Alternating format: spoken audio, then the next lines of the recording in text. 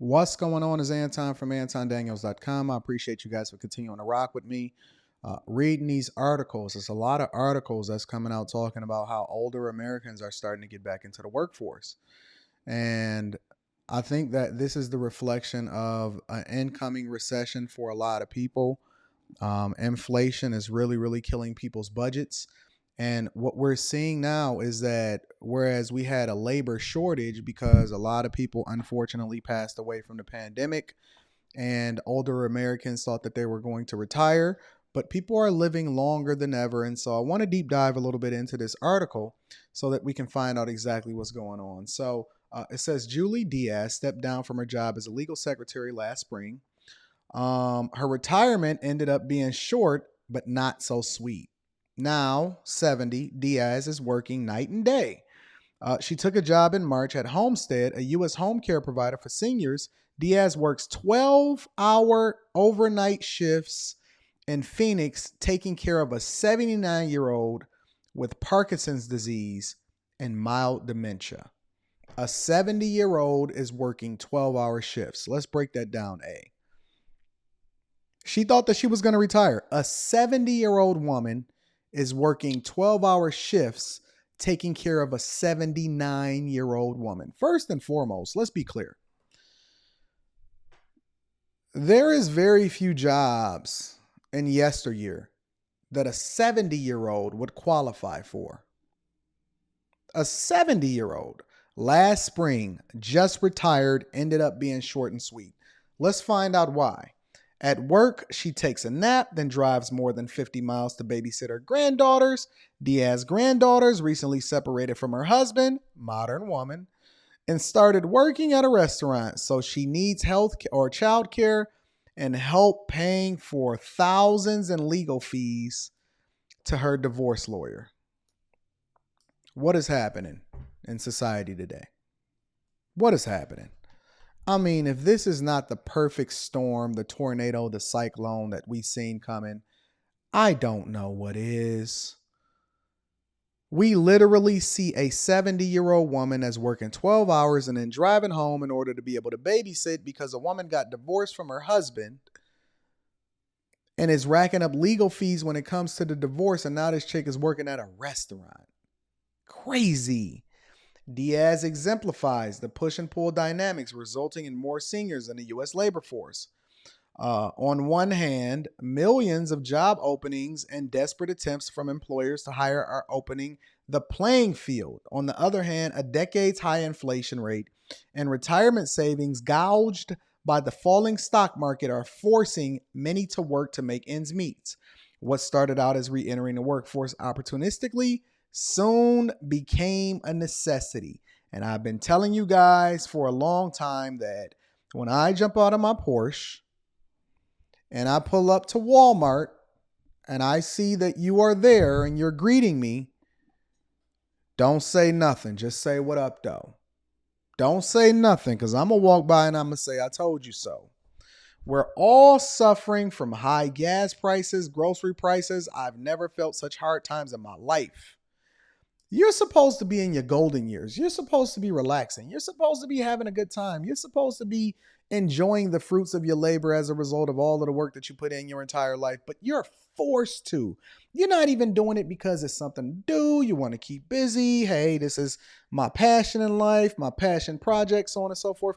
You doing it and you don't have any choice to, because if you don't, then you are going to be out on the street.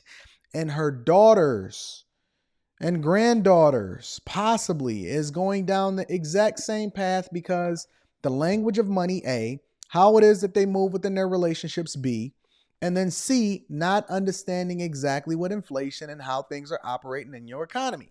Let's continue because you don't want to be this person, and we're using this as an example so that you don't go down the same path. Size of the U.S. workforce is nearly back to the pre-pandemic levels, but the participation rate, the share of overall population that's either actively working or looking for a job, has remained stubbornly depressed. By some projections, older generations can help fill the void. Oh, we gonna use you. We gonna get you up on that block. We gonna get all that we can out of them old bones and that hip that got replaced. We gonna get everything we got out of it. Those ages 75 and up are the only age group whose labor force participation rate is projected to grow over the next decade. Over 75. Although their base is smaller, and this is Bloomberg. Let me go ahead and show you that this is Bloomberg. Although their base is smaller, the number of workers in that age range is expected to jump nearly 20-fold by 2023. Nearly 10% of the civilian labor force will be older than 65, according to the Bureau of Labor Statistics. You know, you're going to, and this is not going to be any different for you. I'm going to just tell you. You right on your way. You right on your way to falling right into this category. And guess what? Once you get there, ain't nobody going to care. Ain't nobody going to try to be checking for you. Not even a little bit. 16 to 24 is actually decreasing. So when you would normally get your first job as you were a teenager and you would start getting to that bag because you want to be able to buy shoes and save up for a car and all of that, the people that's entering the workforce in that specific age range is going down. It's about flat when it comes to 25 to 54. 55 to 74 is up. Wow. This is crazy. From 2010 to 20, that's what it is. That's what it was projected to be. And 20 to 30, look at 96%. Jesus Christ. It said oldest workers to double in size in a labor force by 2030. Only workers age 75 plus will see participation rates rise in the next decade. After the dip in the pandemic, BLS data from June already show rising employment among older Americans. I told y'all was going to be doing it. People were already working longer for several reasons, especially greater life expectancy. So you expected to live longer. And now inflation. Y'all thought that word didn't mean anything. Y'all thought that was for Wall Street people, for bankers, for all of those type of people. Now inflation running at 9.1% in June, largely driven by higher costs for food, gas, and shelter, has drawn more in. Not only is that hammering seniors on fixed incomes, but it's also eating into the retirement savings of those that were able to stow money away. Did you know that the average retirement savings is only double figures? Like in the tens of thousands of dollars? People don't have nothing put up, but they out here having a hot girl summer. They out here having a good time. They doing what they doing. They say 80% of respondents are worried about inflation and retirement, meaning that your money still got to work for you. You can't just retire with a pension. If you live another 20 to 30 years after you retire, you absolutely tore up. So listen, I'm using this as a warning because I don't want this to happen to you. I don't want you to be in the same position as these people. I want you to actually make informed decisions, and it's important more than ever for you to be able to get to that bag and get rich, because pretty soon, the same way that I'm telling you that $100,000 don't mean nothing, it's going to be $250,000, then a half, then $1 million.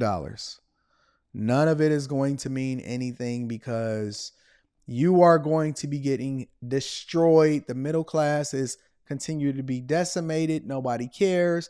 And it's accelerating at a faster pace than it's ever have in history. Be careful, be smart, be wise, make informed decisions. Make sure that when you invest your money, you're investing it based off of what that return will be in 10, 20, 30, and 40 years, instead of trying to gamble and get to the market right now. I love you guys. I appreciate you. I really hope that you are hearing my warnings and you are being informed investors, and that you join the Patreon. Link is in the description as well as pinned to the top of the chat. It's for people like you. It's a group of people that's going in the direction that you're going in. We build a business. We do mastermind sessions. We do everything. Join the Discord that's inside of the Patreon and connect with your people. I love you. I appreciate you.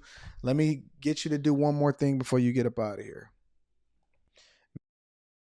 Make sure you tell your family and friends we don't want to be successful by ourselves. If you need to get in touch with me personally, email me at antondaniels413@gmail.com. I love you guys. I appreciate you. I'm going to holler at you later. Peace.